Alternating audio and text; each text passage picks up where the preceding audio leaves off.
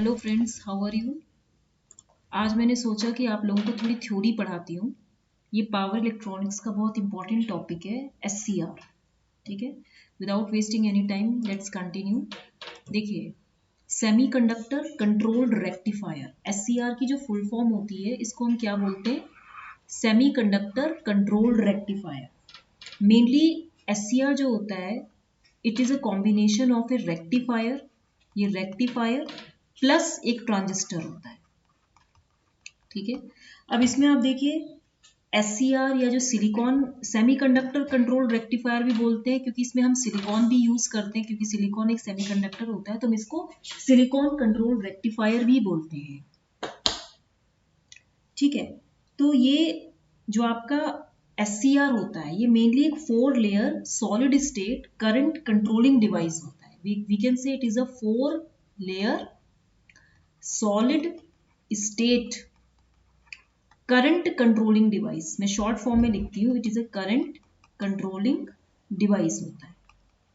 ठीक है, अब आप इसमें देखिए ये एक सेमीकंडक्टर स्विच होता है। मेनली ये क्या है?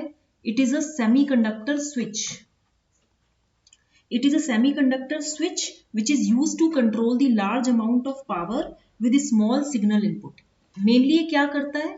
लार्ज अमाउंट ऑफ पावर को कंट्रोल करता है। It is used to control large amount of power with small signal input, with small input आप कम लगाओगे लेकिन पावर ये बहुत ज्यादा कंट्रोल करता है, ये इसकी कैपेबिलिटी होती है। और SCR मेनली कहाँ यूज होता है? इलेक्ट्रॉनिक डिवाइसेस में, जैसे हाई वोल्टेज एंड पावर में। ठीक है, अब जैसे इसमें लिखा है कि SCR is the most important special semiconductor device. This device is popular for its forward conducting and reverse blocking characteristics.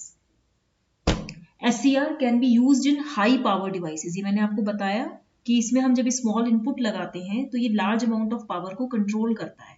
For example, ये कंप्यूटर के CPU में यूज होता है and SCR it is used in the CPU of computer, मतलब SMPS switch mode power supply की form में ये use होता है। दूसरा, जब हम आगे मैं आपको और टॉपिक्स डिस्कस करूंगी, जैसे डायक हो गया और UJT हो गया। डायक भी it is a combination of 2 Shockley diodes, और ट्रायक भी जो होता है ये भी एक कॉम्बिनेशन ऑफ 2 SCRs होता है which are connected anti parallel. ये इंपॉर्टेंट पावर कंट्रोल डिवाइसेस होते हैं। तो UJT एक यूनी जंक्शन ट्रांजिस्टर है and it is also used as an efficient switching device. ठीक है, तो ये इसकी कुछ आप कह सकते हैं इंट्रोडक्शन है। ठीक है, तो अब इसमें हम थोड़ा सा नीचे चलते हैं। ये देखिए, ये है कंस्ट्रक्शनल फीचर। अब इस कंस्ट्रक्शनल फीचर में अगर मैं देखूं तो ये देखिए, ये है SCR। मैंने आपको पहले ही बताया कि it is a 4 layer structure, either PNPN बोलते हैं इसको या NPNP बोलते हैं, that effectively blocks the current through 2 terminals. देखिए, SCR मेनली क्या होता है? यही होता है ना SCR। This is your anode, this is your cathode, और यहाँ पे ये गेट होता है। ठीक है, तो ये एक 4 लेयर स्ट्रक्चर होता है, PNPN या NPNP, जो कि क्या करता है? 2 टर्मिनल्स के माध्यम से करंट को रिस्ट्रिक्ट करता है, उसके फ्लो को ब्लॉक करता है, जब तक कि ये until it is turned on by a small signal at a third terminal। Third terminal कौन सा होता है? गेट होता है। इस गेट पर जब तक आप कोई स्मॉल इनपुट नहीं लगाओगे तब तक ये ऑन नहीं होगा।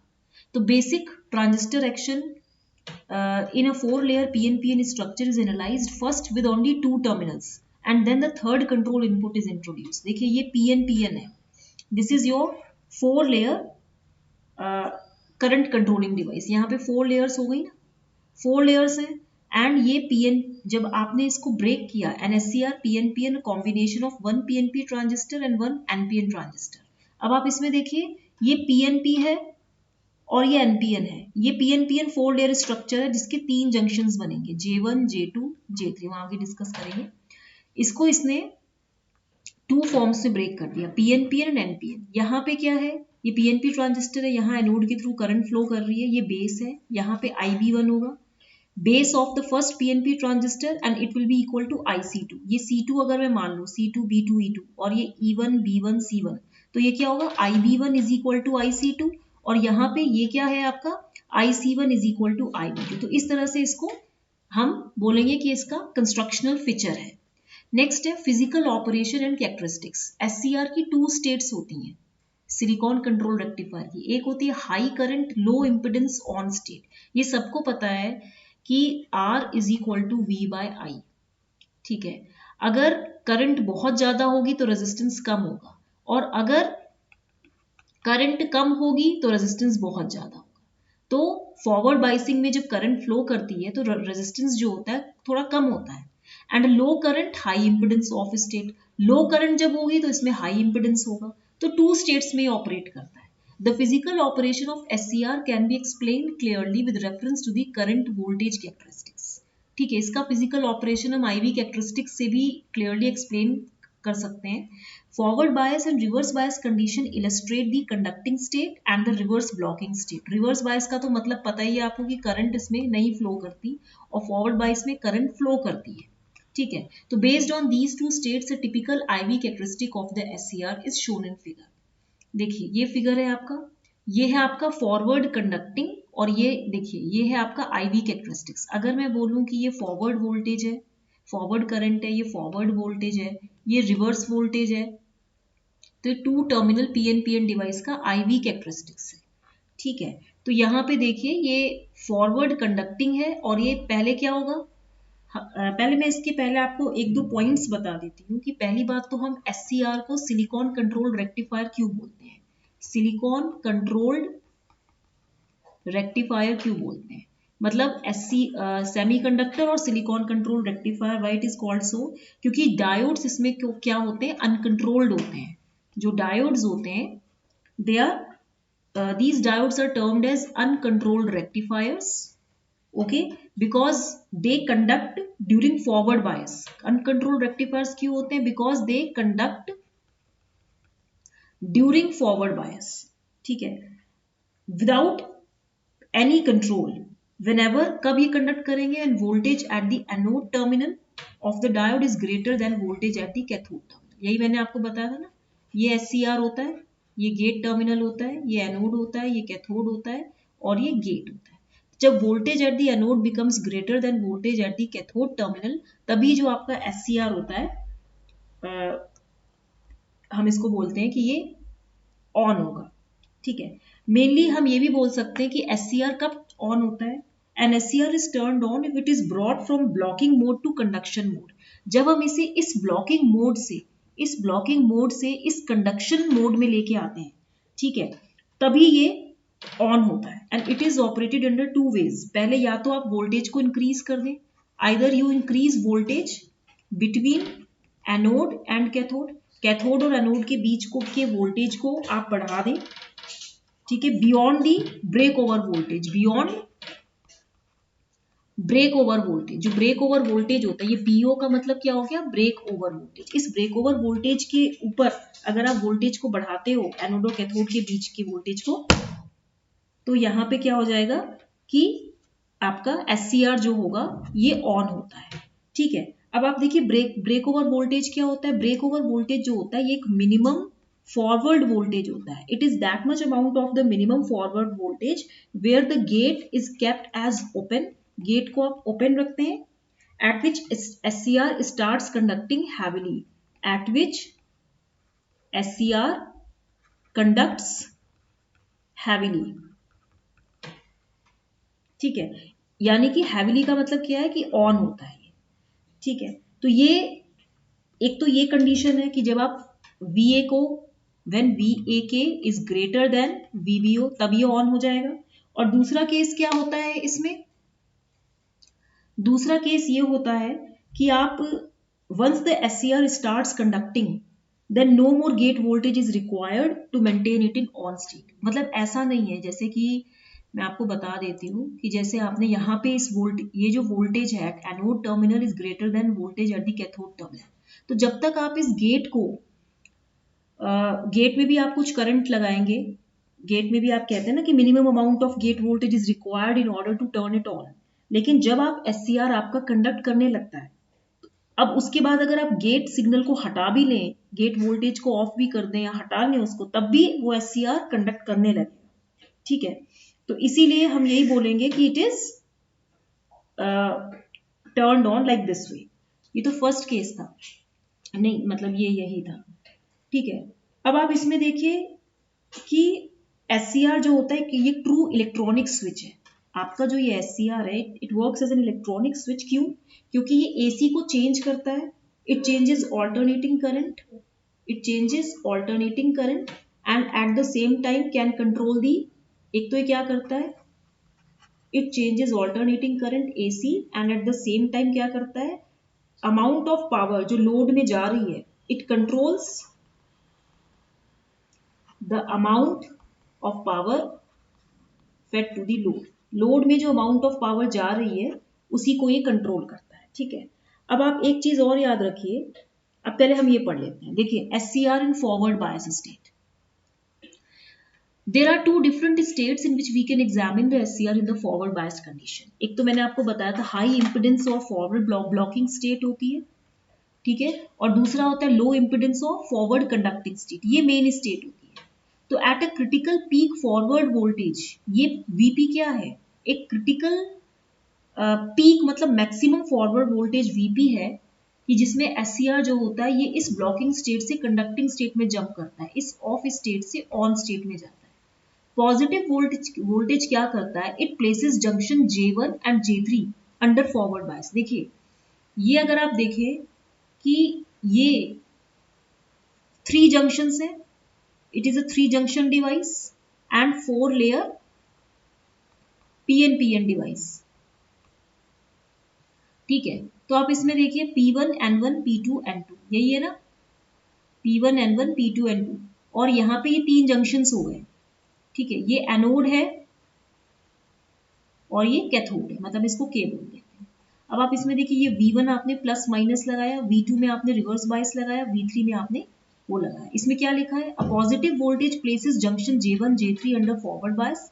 जब आप यहाँ पॉजिटिव वोल्टेज रखेंगे तो J1 J3 तो फॉरवर्ड बायस हो जाएंगे, लेकिन जो सेंटर जंक्शन है J2 ये रिवर्स बायस में। Forward voltage in the blocking state या जो रिस्ट्रिक्टिंग मोड है, इसमें जो फॉरवर्ड वोल्टेज होगा ये रिवर्स बायस जंक्शन J2 के क्रॉस आएगा, क्योंकि आपने अप्लाइड वोल्टेज को बढ़ा दिया है। पहले आप इस पॉइंट को समझने की कोशिश करें। देखिए फॉरवर्ड बायस कंडीशन में क्या होता है, ये हम कौन सी पढ़ रहे हैं, फॉरवर्ड बायस कंडीशन। देखिए फॉरवर्ड बायस कंडीशन में लेट मी टेल यू कि जैसे ये है आपका, ठीक है, PNPN, ठीक है, PNPN है, यहाँ पे आपने क्या किया कि एक फॉरवर्ड वोल्टेज लगाया, ठीक है, this is your V plus minus, और यहाँ पे आपने क्या कर दिया कि इधर यहाँ पे आपका गेट टर्मिनल होता है, राइट, तो यहाँ पे भी आपने फॉरवर्ड वोल्टेज लगाया, तो ये आपका गेट टर्मिनल हो गया, प्लस माइनस, यही था ना। और यहाँ पे आप ये कह सकते हैं कि ये हो गए आपके 3 जंक्शंस J1 J2 J3। ठीक है, अब आप या तो क्या कर सकते हैं, by increasing forward bias voltage, या तो आप इंक्रीज करो फॉरवर्ड बायस वोल्टेज को, that is which is fed between anode and cathode. इस एनोड और कैथोड के बीच को, एनोड और ये जो कैथोड है इसके बीच के वोल्टेज को आप इंक्रीज करो, दैट मीन्स ये वोल्टेज है इसको आप इंक्रीज कर सकते हो, या आप क्या कर सकते हो, गेट पे पॉजिटिव वोल्टेज लगा सकते हो, गेट पे आप पॉजिटिव वोल्टेज लगा सकते हो। ये 2 कंडीशन हो सकती है। ठीक है, तो पहली बात तो ये है, क्योंकि मैंने आपको बताया कि ये ब्लॉकिंग मोड से, इसने क्या बोला है कि ये ब्लॉकिंग मोड से कंडक्टिंग मोड में जाता है। ब्लॉकिंग मोड में क्या होता है कि गेट ओपन होता है, यहाँ पे गेट जो होता है ये ओपन होता है। ठीक है, तो जब पॉजिटिव वोल्टेज आप लगाओगे तो J1 J3 क्या होंगे, फॉरवर्ड बायस होंगे। देखिए J1 J3 फॉरवर्ड बायस होंगे और J2 जो होगा ये रिवर्स बायस होगा। ठीक है, जब आप रिवर्स बायस कंडीशन में क्या होता है कि जो विड्थ ऑफ डिप्लीशन रीजन है वो J2 पे इंक्रीज करेगा, जो विड्थ ऑफ डिप्लीशन रीजन है इट इंक्रीजेज एट J2, ये J2 पे बढ़ेगा and it will act as a wall, sorry ये J2 है ना, इसकी विड्थ बढ़ेगी कब, जब J2 रिवर्स बायस होता है तो डिप्लीशन रीजन की विड्थ बढ़ेगी ना, जब डिप्लीशन रीजन की विड्थ बढ़ेगी तो it acts as a wall between J1 and J3, J1 J3 के बीच में एक वॉल का काम करेगा, जो कि क्या करेगा, रिस्ट्रिक्ट करेगा करंट के फ्लो को फ्रॉम J1 टू J2। अब इसमें जैसे ये लिखा है जब आप फॉरवर्ड वोल्टेज ब्लॉकिंग स्टेट में लगाएंगे, वही तो लिखा है इसने, J2 आपका रिवर्स बायस था, जब रिवर्स बायस था तो जो विड्थ होगी डिप्लीशन रीजन की वो तो इंक्रीज करेगी, जब विथ डिप्लीशन रीजन की इंक्रीज करेगी तो ये J2 will act as a wall और बैरियर क्या कह सकेंगे, ये it will try to restrict the current flow from J1 to J3। ठीक है, लेकिन जब आप वोल्टेज को SCR में जो लगा रहे हो वो जब आप ब्रेकडाउन वैल्यू पे लेके आओगे तो हाई एनर्जी माइनॉरिटी कैरियर्स जो होते हैं दे कॉज एवेलांचे ब्रेकडाउन। आप बस इतना भी याद रखो कि एक कंडीशन, क्योंकि ब्लॉकिंग स्टेट से कंडक्टिंग स्टेट में जा रहा है, तो ब्लॉकिंग स्टेट में तो ये हुआ कि J1 J3 रिवर्स बायस थे, J1 J3 फॉरवर्ड बायस थे, J2 रिवर्स बायस था, जिसकी वजह से क्या हुआ कि इसने क्या किया, J1 से J3 में करंट आने नहीं दी। लेकिन जब आप क्या करोगे, स्मॉल पॉजिटिव वोल्टेज लगाओगे गेट पे by applying a small positive voltage at gate, तो क्या होगा, ये फॉरवर्ड बायस हो जाएगा, ये फॉरवर्ड बायस हो जाएगा, तो डिप्लीशन रीजन विड्थ जो J2 में होगा वो नैरो हो जाएगा। अब जो डिप्लीशन रीजन की विड्थ है एट J2 ये क्या होगा, ये नैरो होगा, which is enough for the current to penetrate through narrow depletion region. जब डिप्लीशन रीजन नैरो हो जाएगा तब तो करंट J1 से J3 में आसानी से फ्लो करेगी ना, क्योंकि नैरो रीजन है। ठीक है, अब इस केस में लार्ज वोल्टेज बाद में हम क्या करेंगे, जब करंट स्टार्ट्स फ्लोइंग तब हम क्या करेंगे, एक large voltage between anode and cathode हम इंक्रीज कर देंगे। समझ में आया? तो यही चीज इसने लिखी है कि the voltage from anode A to cathode C shown in figure, ये पहले स्मॉल था, after switching to the forward conducting state and all three junctions are forward biased. ये इसमें शॉर्टकट लिखा। तो J2 रिवर्स बायस से फॉरवर्ड बायस में कब आएगा, जब उसकी width of depletion region narrow होगी, और विड्थ ऑफ डिप्लीशन रीजन जब J2 पे नैरो होगी तभी करंट फ्लो कर पाएगा, क्योंकि जो पॉजिटिव वोल्टेज आपने गेट पे लगाया है जिसकी वजह से वो फॉरवर्ड बायस हो गया। ठीक है, नेक्स्ट है आपका SCR इन रिवर्स बायस। देखिए रिवर्स ब्लॉकिंग स्टेट में क्या होता है कि जो जंक्शंस J1 और J3 हैं ये रिवर्स बायस होंगे और J2 फॉरवर्ड बायस होगा, ये उल्टा होता है। ठीक है, अब इस केस में एक स्मॉल लीकेज करंट भी फ्लो करती है। अब जैसे ये लिखा है ना, the supply of electrons and holes to junction J2 is restricted and due to the thermal generation of the EHPs electron hole pairs near junction J1 and J2 device current is a small saturation current। very important line। मैंने आपको क्या बताया था, reverse blocking state में क्या होगा, देखिए PN। ठीक है, यही था। अब इसमें आप देखिए यहां पे आपने क्या किया कि ये कैथोड है, यहां पे भी आपने एक रिवर्स वोल्टेज लगाया माइनस प्लस, और ये गेट लगाया और इसको आपने ओपन कर दिया। ठीक है, अब आप इसमें देखो, ये this is the reverse blocking mode, this is your reverse blocking mode.